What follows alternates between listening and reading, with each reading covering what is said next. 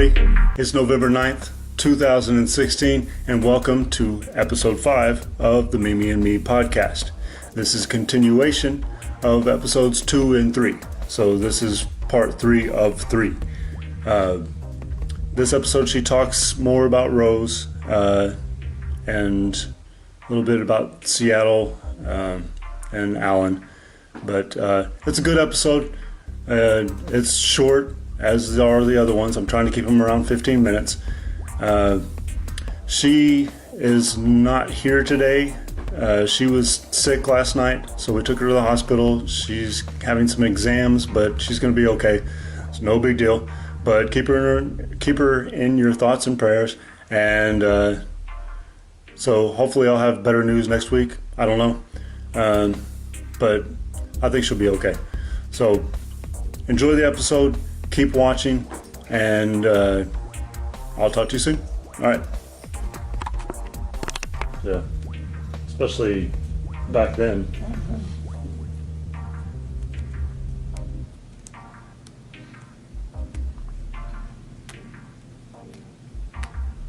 She was a good cook. She really cooked. She cooked for the hotel, the hotel help. Yeah. She cooked for that, and the food was a part of our pay. You know, we got paid for that, and then our room, we got room and food and a salary. And there at the hotel, it was a really fancy, nice hotel. Yeah, I worked in the desk. You know, answered the telephone and waited on the customers and took reservations. What was the name of the hotel? The name of Enatai, E-N-A-T-I-N, E-N-A-T-I-E or something. That had a strange name. Where was it? Yeah. His name, Mr. Gasm, was the boss. He owned it. And he came to Lubbock to see me.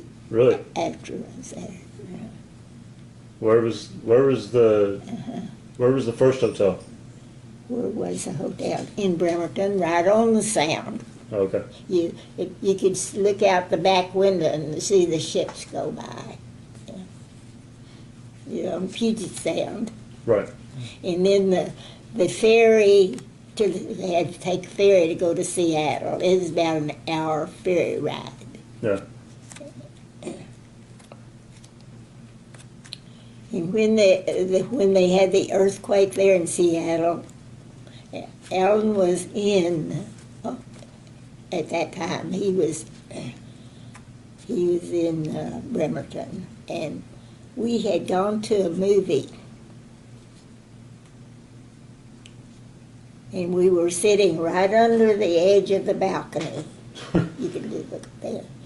And when the earthquake hit Seattle, of course, got the strongest part of it, that balcony was just waving this like this, No. and making a terrible noise. And they made an announcement, and they said, "Be very quiet. Do not say a word. Get up out of your seat and quietly leave the building." So that's what we did. There was not one sound. It was amazing. Yeah, that is. Everybody was scared to death. Yeah. You couldn't talk. I would figure that everybody would run screaming.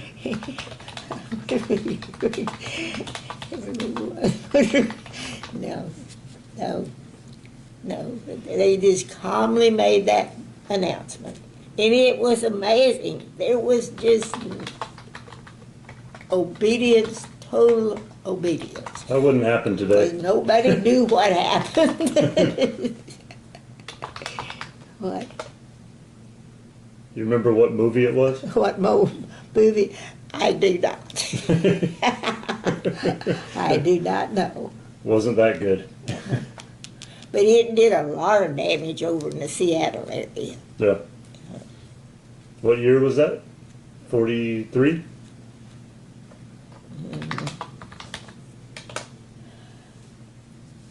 Oh my goodness, I really don't know. Okay. You could probably ask Yeah. your telephone and it would tell you. Yep. I'll look it up.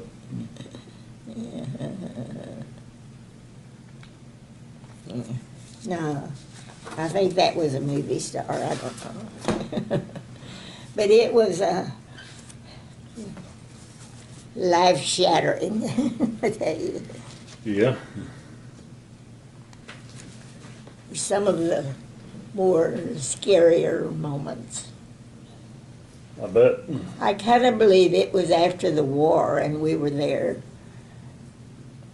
you know, waiting for him to take the ship down to San Diego. Right.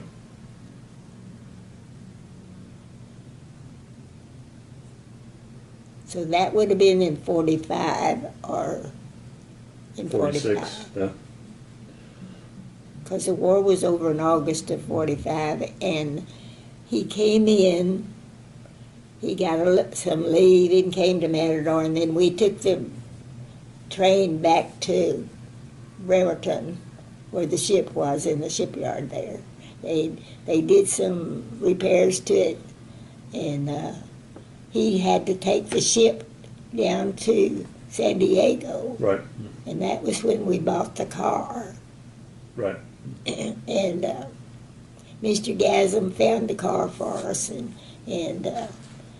it was a Chevrolet. I think it was a Chevrolet. I think it's pictures in there. We'll find it. I think it was a Chevrolet, Yeah. and we paid $500 cash for it. It's a steal. I don't know what year it was, but I think it must have been 2 or 3 years old. Not Yeah. that it wasn't a brand new one, but it was a used car. So he went on down in the ship, and and I got all my stuff ready to move, and he came back up on the bus and drove me down there. He didn't get any extra leave because he'd already had his leave. So we got in the thing and drove night and day back to San Diego. And he made it on time. But we spent the first night in Sacramento because something happened to the car. Right. We found a garage and stopped in there and slept until they opened up. They fixed the car, and then we took off. Yeah. And made it. We got to his cousin's place there in. It wasn't. It was it wasn't Los Angeles, but it was one of the suburbs of Los Angeles, and we stopped there, and then he took the trolley or whatever you call it down to San Diego, where the ship was. Right. Got there on time. And we stayed with her then until we found a place in Long Beach, an apartment, a three-story apartment.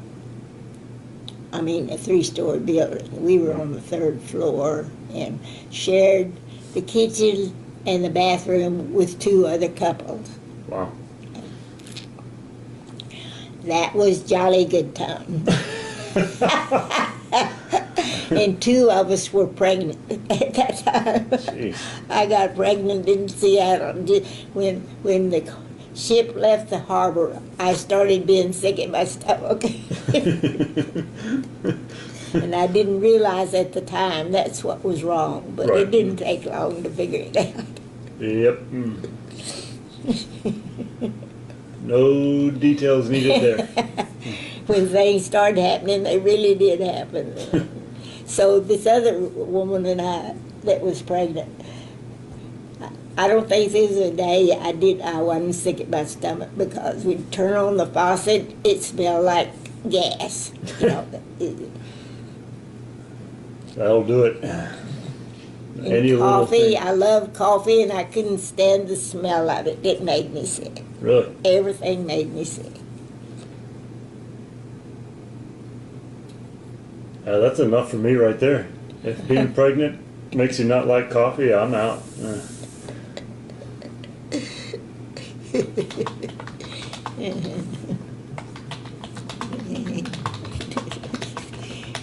Not like.